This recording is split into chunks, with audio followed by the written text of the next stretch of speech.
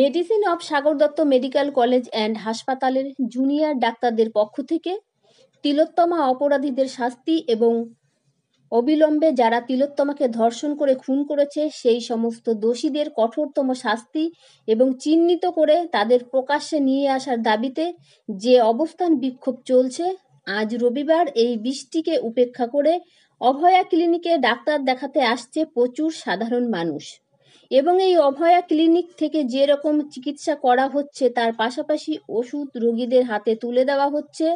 চোখ মেডিসিন, শিশু বিশেষজ্ঞ সহ চিকিৎসার বিষয়ে বিভিন্ন দপ্তরের ডাক্তাররা দেখছেন রোগীদের এবং পাশাপাশি এই রোগীদের হাতে তুলে দেওয়া হচ্ছে বিনামূল্যে ওষুধ। দেখাতে আসা রোগীরা খুব খুশি, ডাক্তাররা দেখছেন, কথা শুনছেন এবং বিনামূল্যে ওষুধ দিচ্ছে। যেভাবে এই বৃষ্টির মধ্যে রোগীরা পরিষেবা পাচ্ছে তাতে রোগীরা খুব খুশি।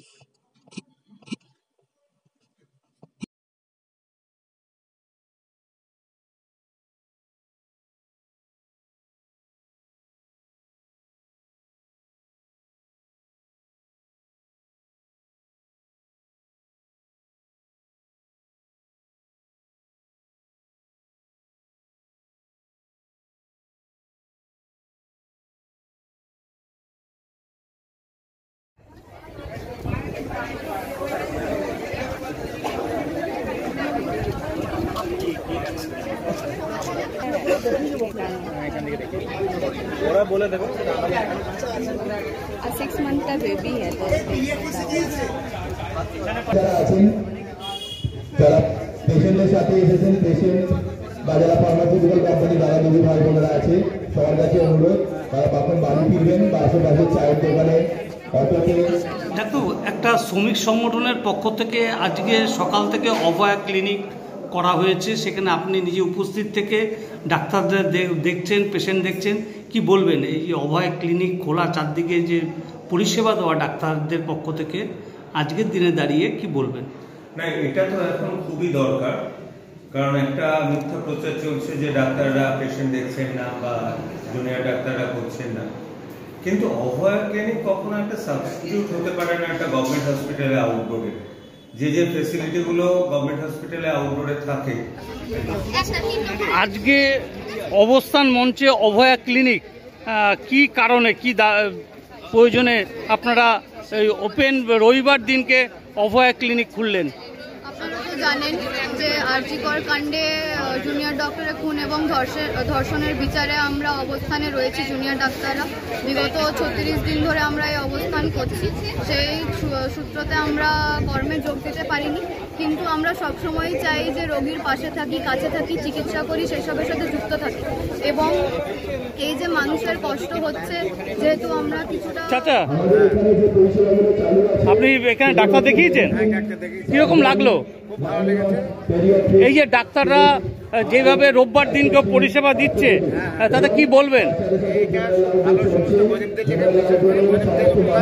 গরিবদের জন্য এসব ভালো, মানে সমস্যা ভালো, এটা করেছে, এটা আমার জন্য আমাদের আরো হওয়া দরকার। কিরকম দেখলেন?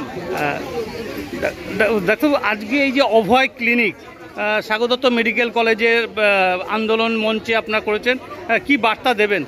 দেখুন, আমরা সবাই জানি আজ থেকে 5 সপ্তাহ কিছু সময় আগে আমরা আমাদের সহযোদ্ধা অভয়াকে একটা মর্মান্তিক ঘটনার মাধ্যমে হারিয়েছি।